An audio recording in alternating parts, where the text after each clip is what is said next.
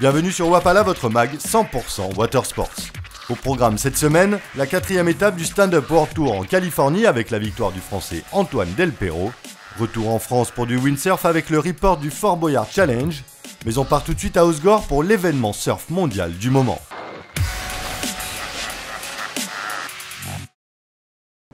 Huitième étape du circuit ASP 2011, le Quick Pro France sera une étape décisive dans le classement mondial de fin d'année. L'étape française pourrait se transformer en bataille psychologique entre les leaders du tour. Le Pro France n'est pas encore bouclé, mais en attendant les résultats de fin d'étape, nous n'avons pas pu résister. Voici les images des phases éliminatoires avec pour commencer de belles conditions au lancement de la compétition sur le spot de la Gravière à Osgore. La fameuse vague landaise a encore offert des conditions magiques.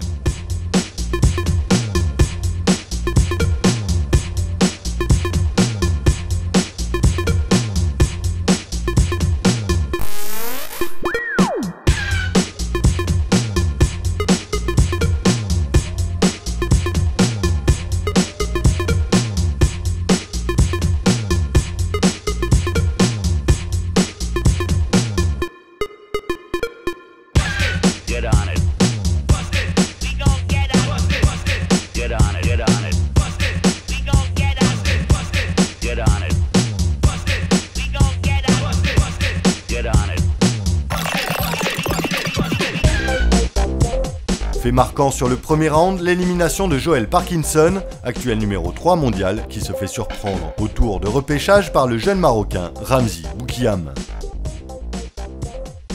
L'autre sortie du jour, c'est celle d'Adriano de Souza qui s'incline face à Dane Reynolds.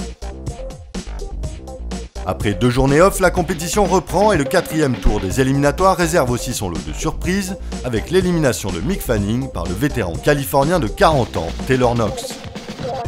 Pendant ce temps, le jeune prodige brésilien Gabriel Medina fait son show. À propos de lui, le roi Slater est plein d'enthousiasme, assurant que c'est un véritable phénomène, très à l'aise dans les airs et qui n'a pas encore montré tout l'étendue de son talent.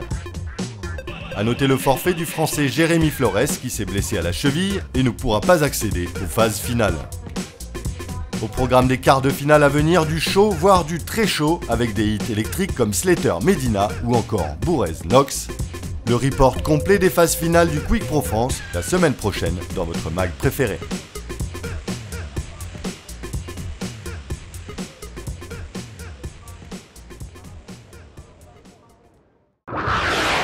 Après la torche en France et Tahiti, la caravane du circuit pro de stand-up paddle se pose en Californie pour voir la victoire du Français Antoine Delperro.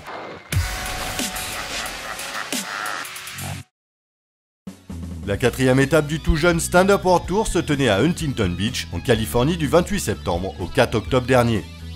Après des conditions musclées lors de la dernière étape à Sapinus à Tahiti, les meilleurs riders du tour ont eu droit à des conditions californiennes avec des vagues de 1 à 1,50 m dans les séries pendant tous les éliminatoires. Mais les phases finales de la compétition se sont déroulées dans des micro-vagues limite surfables. Malgré les conditions délicates, on retrouve les 4 têtes de série en finale. Le principe est simple, un hit de 30 minutes et 7 vagues maximum à scorer. Sûrement trop pressé d'en finir, Kay Lenny explose vite son quota de vagues et sort au bout de 20 minutes. Premier faux pas du champion du monde en titre, il prend la 4e place de l'étape californienne mais conserve la tête du classement annuel provisoire. C'est finalement le Français Antoine Delperro qui l'emporte devant Colin McPhillips et le Brésilien Leco Salazar. On va pas rester sur ces images de surf Playmobil, juste pour le plaisir, voici un petit clip des meilleurs moments de cette étape californienne.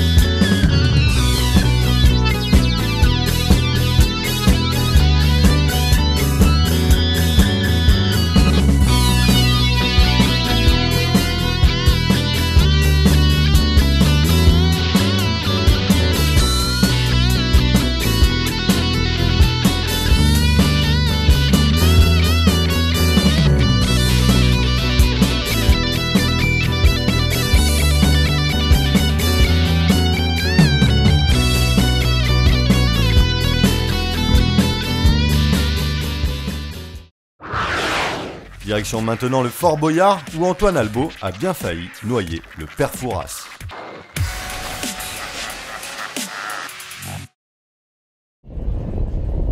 Voilà, ça fait depuis le début, je suis le parrain de l'épreuve.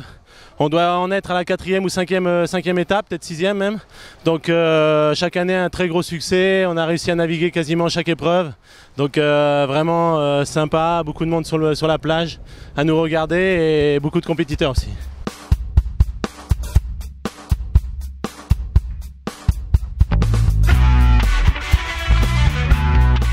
La grande plage de Fouras, à quelques kilomètres de La Rochelle, accueillait le 8 et 9 octobre dernier le traditionnel rendez-vous du Fort Boyard Challenge. Pour cette 6e édition, ce sont 115 inscrits qui ont pris le départ dans les conditions estivales.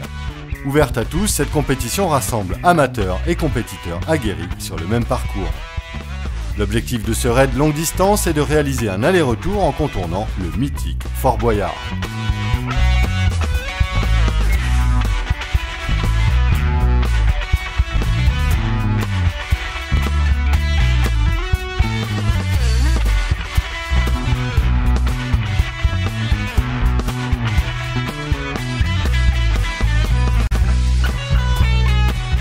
Les premiers mettront moins d'1 heure pour boucler le parcours à l'image d'Antoine Albaut, le plus rapide de la journée avec 51 minutes, à peine rentré de la finale de la Coupe du Monde PWA de windsurf à Zilt, où il décroche une belle seconde place en slalom.